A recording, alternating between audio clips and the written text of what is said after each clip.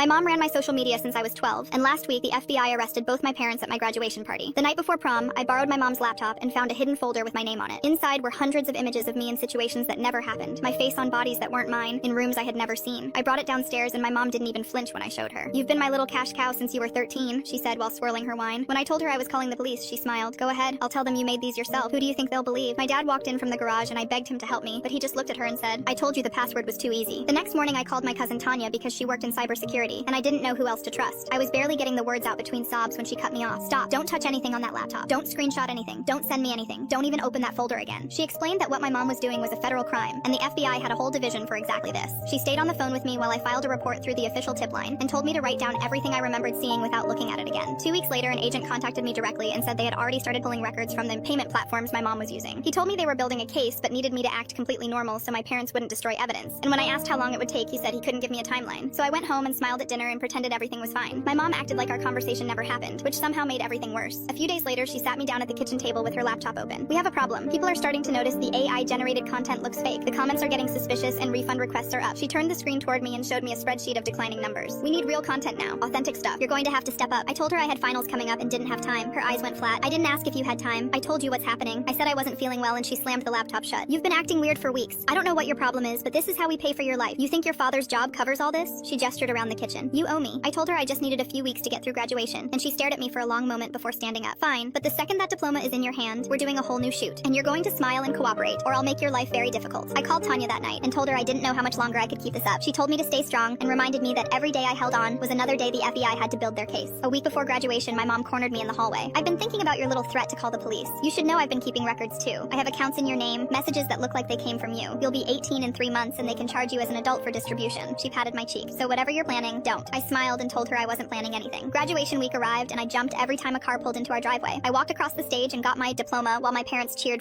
Scan the QR code to download TikTok. The subsequent story endings are explosive and full of hidden surprises waiting for you. You can also get rewards by creating a new account.